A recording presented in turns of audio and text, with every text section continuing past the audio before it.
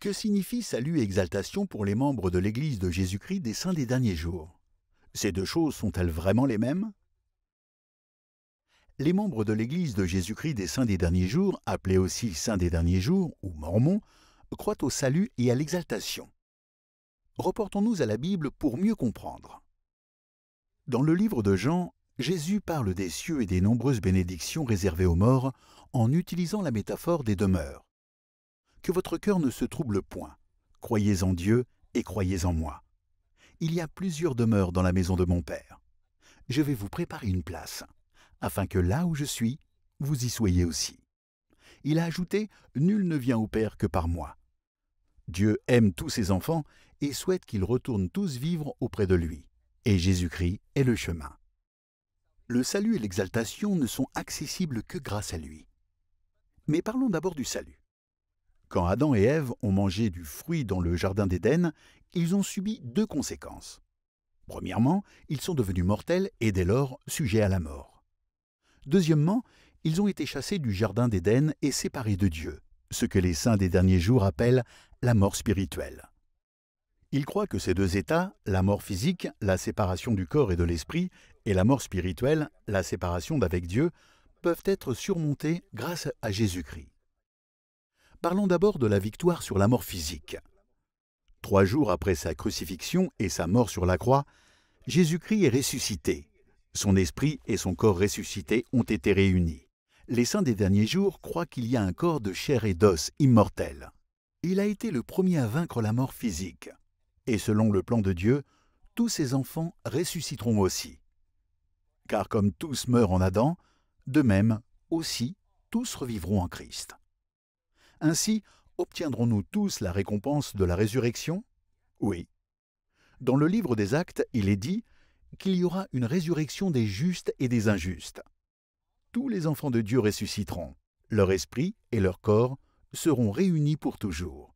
Tous auront l'immortalité. Maintenant parlons de la mort spirituelle, ou de la séparation d'avec Dieu, causée par la transgression d'Adam et Ève.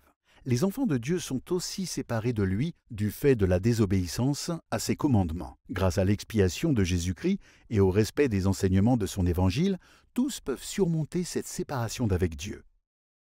Notre degré d'obéissance dans cette vie déterminera notre destination, ou notre demeure dans les cieux. La Bible enseigne « Il nous faut tous comparaître devant le tribunal de Christ, afin que chacun reçoive, selon le bien ou le mal qu'il aura fait, étant dans son corps. » Les saints des derniers jours croient qu'il y aura plusieurs récompenses, degrés ou demeures accessibles aux enfants de Dieu. Et selon sa foi et sa progression pour devenir semblable au Sauveur Jésus-Christ, dans cette vie et dans la vie post-mortelle, chaque enfant de Dieu recevra la récompense qui lui correspond dans les cieux. Seuls quelques-uns que les saints des derniers jours appellent fils de perdition n'auront aucune récompense dans les cieux. À part ce petit nombre, tous les enfants de Dieu ayant jamais vécu recevront une récompense, un degré de salut. Le Seigneur a qualifié de royaume ces degrés dans les cieux, et plus précisément de royaume céleste, royaume terrestre et royaume téleste. C'est à la gloire de ces royaumes que faisait allusion l'apôtre Paul dans le Nouveau Testament lorsqu'il a dit « Autre est l'éclat du soleil, autre l'éclat de la lune et autre l'éclat des étoiles. » Même une étoile diffère en éclat d'une autre étoile. Tout comme les astres célestes diffèrent en éclat, les degrés de gloire diffèrent en récompense. C'est là que l'exaltation entre en jeu. Les saints des derniers jours croient que l'exaltation consiste à recevoir les bénédictions du plus haut degré des cieux au sein du royaume céleste, là où réside Dieu le Père et son Fils Jésus-Christ. C'est ce que les Écritures appellent la vie éternelle. Or, la vie éternelle, c'est qu'ils te connaissent toi, le seul vrai Dieu et celui que tu as envoyé, Jésus-Christ. Connaître Dieu et Jésus-Christ signifie établir des liens avec eux, par le culte, la dévotion et le respect des commandements.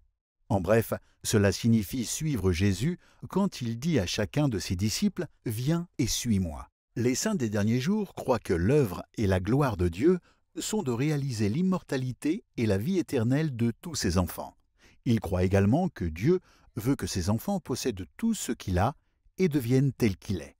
C'est ce dont parlait l'apôtre Paul quand il a écrit que nous étions héritiers de Dieu et co-héritier de Christ. Par son sacrifice expiatoire, sa mort et sa résurrection, Jésus-Christ a vaincu la mort physique et spirituelle, et, par conséquent, tous les enfants de Dieu ressusciteront, avec un corps et un esprit unis dans l'immortalité. Tous auront l'occasion de surmonter définitivement la mort spirituelle, la séparation d'avec Dieu, en suivant l'évangile de Jésus-Christ. Tout cela fait partie du plan de Dieu. Il est vrai que beaucoup de détails au sujet de la vie après la mort n'ont pas encore été révélés. Néanmoins, Dieu demande à ses enfants de s'appliquer à devenir comme Jésus-Christ dans cette vie. S'ils s'y efforcent, il met à leur portée non seulement le salut spirituel, mais aussi l'exaltation, pour demeurer là où ils demeurent et mener éternellement la vie qu'ils mènent. Les croyances des saints des derniers jours au sujet du salut et de l'exaltation. Maintenant, vous savez.